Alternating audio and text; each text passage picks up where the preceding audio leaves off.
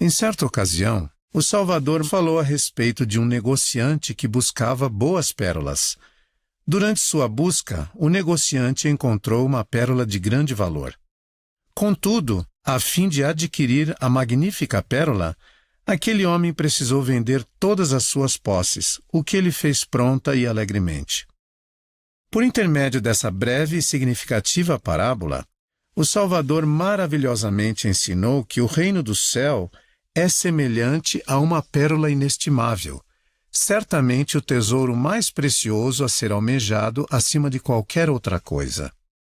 O fato de o negociante ter vendido de imediato todos os seus pertences para obter aquela pérola indica com clareza que devemos alinhar nossa mente e nossos desejos à vontade do Senhor e voluntariamente fazer tudo o que pudermos durante nossa jornada mortal para obter as bênçãos eternas do reino de Deus. Para sermos dignos dessa grandiosa recompensa, certamente precisamos, entre outras coisas, esforçar-nos ao máximo para deixar de lado todas as nossas buscas egocêntricas e abandonar qualquer obstáculo que nos impeça de ter um total comprometimento com o Senhor e seus caminhos mais elevados e santos. O apóstolo Paulo assemelha essas buscas sagradas a termos a mente de Cristo. Na linguagem cotidiana, isso significa buscarmos o que é agradável diante de Deus para a nossa vida. No contexto do Evangelho, buscar o que é agradável diante de Deus significa submeter nossa vontade à dele. O Salvador cuidadosamente ensinou a importância desse princípio enquanto instruía seus discípulos. Porque eu desci do céu, não para fazer a minha vontade, mas a vontade daquele que me enviou. E a vontade do Pai que me enviou é esta, que de todos quantos me deu, nenhum se perca, mas que o ressuscite no último dia. E a vontade daquele que me enviou é esta, que todo aquele que vê o Filho e crê nele tenha a vida eterna, e eu o ressuscitarei no último dia. O Salvador alcançou um perfeito e divino nível de submissão ao Pai ao permitir que sua vontade fosse absorvida pela vontade do Pai. Ele disse certa vez: "E aquele que me enviou está comigo. O Pai não me deixou só, porque eu faço sempre o que lhe agrada."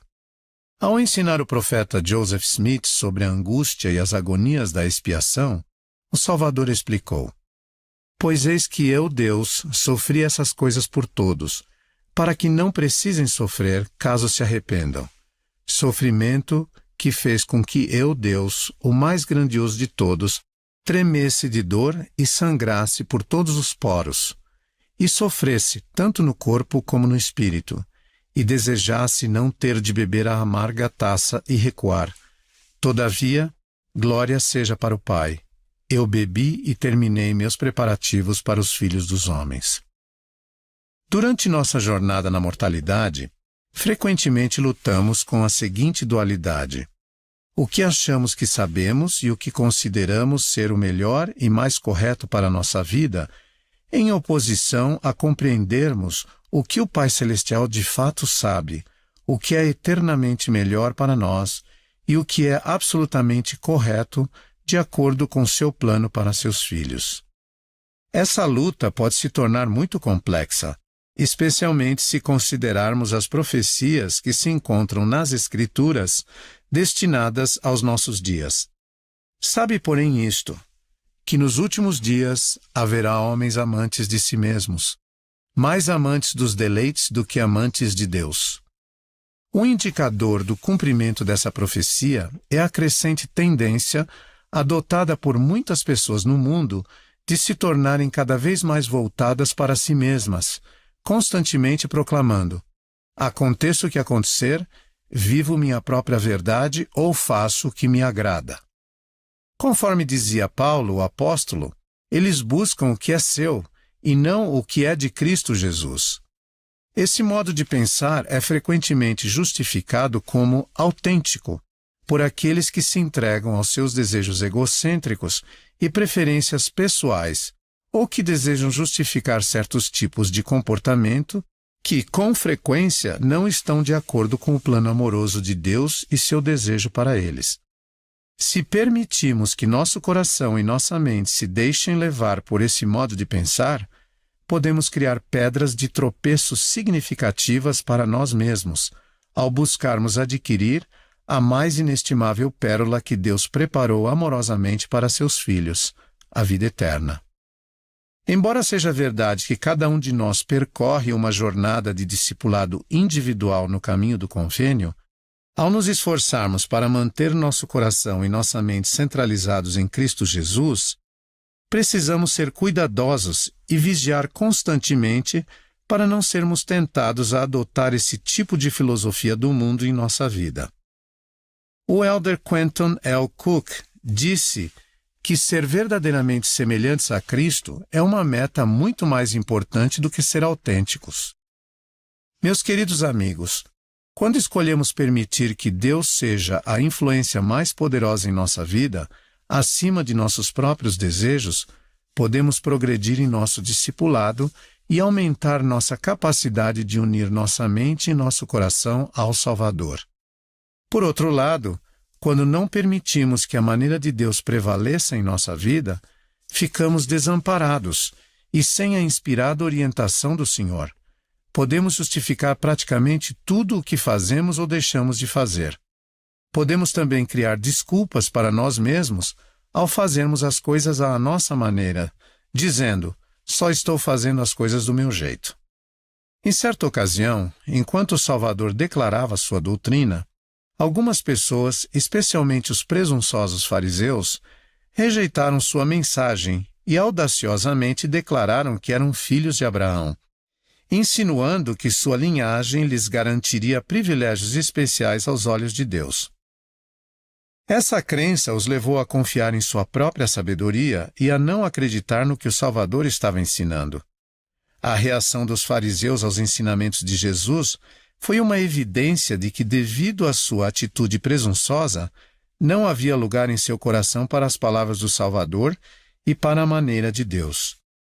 Em resposta, Jesus, sábia e corajosamente, declarou que se eles verdadeiramente fossem filhos de Abraão por convênio, fariam as obras que Abraão fez, especialmente levando em conta que o Deus de Abraão estava diante deles, ensinando-lhes a verdade naquele exato momento.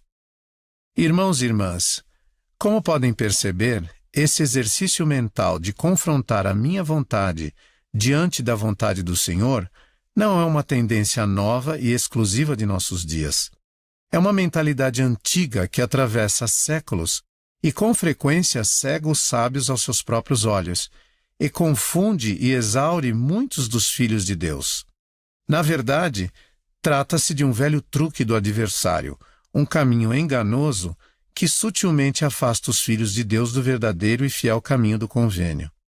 As circunstâncias pessoais como a genética, a geografia e desafios físicos e mentais realmente influenciam nossa jornada.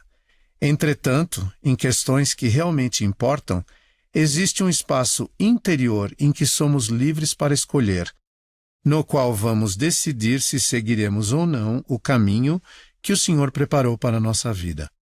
Certamente, na terra, o Mestre nos mostrou a senda que conduz à vida eterna. Como discípulos de Cristo, desejamos trilhar o caminho que Ele traçou para nós durante seu ministério mortal.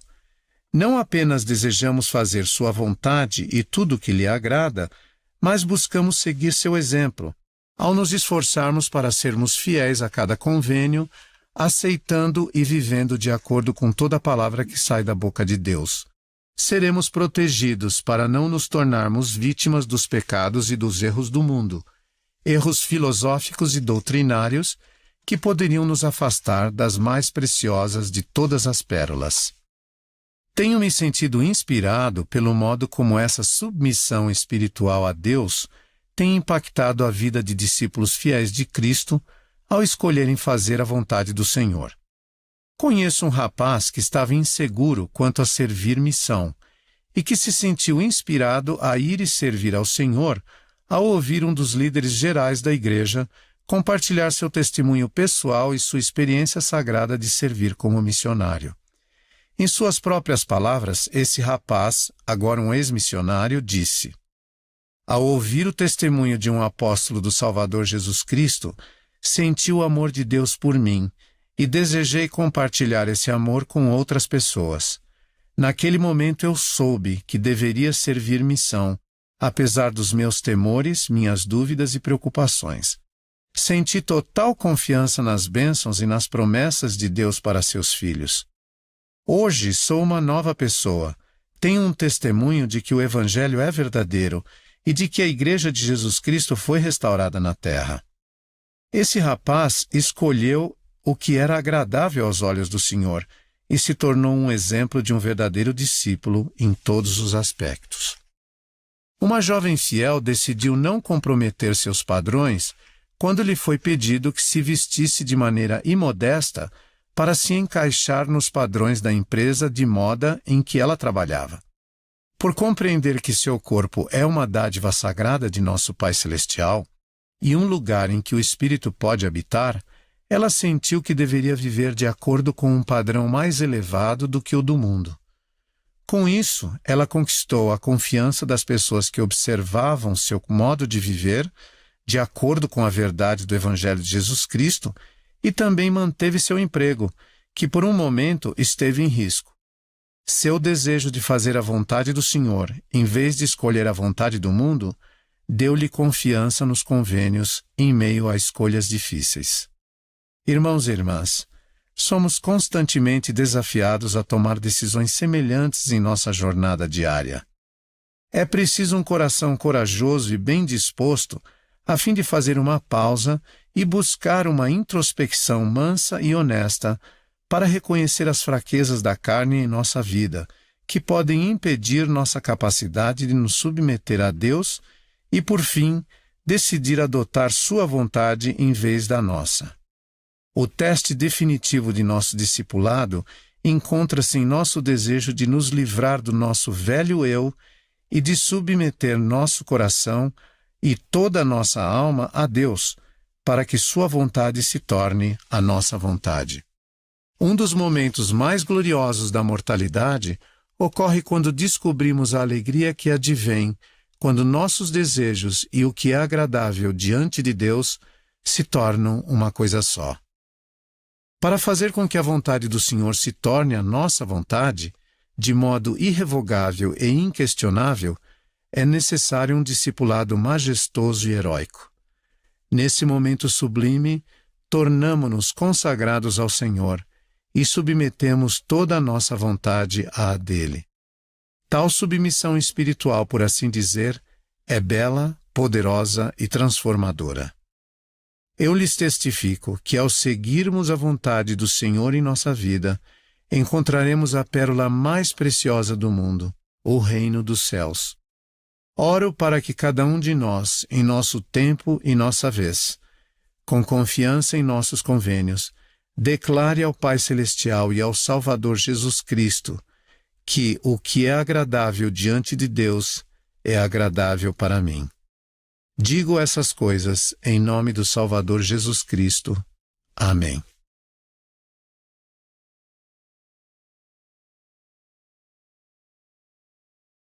Mortality occurs when we discover the joy that comes when doing always those things that work for and please the Lord, and what works for us become one and the same. To decisively and unquestioningly make the Lord's will our own requires majestic and heroic discipleship. At that sublime moment, we become consecrated to the Lord, and we totally yield our wills to Him. Such spiritual submissiveness, so to speak, is beautiful, powerful, and transformational.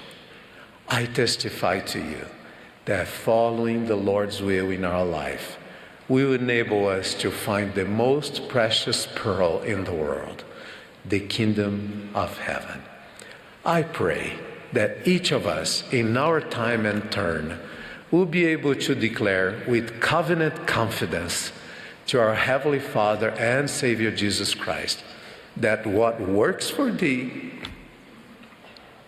works for me. I say these things in the sacred name of our Savior Jesus Christ. Amen. Amen.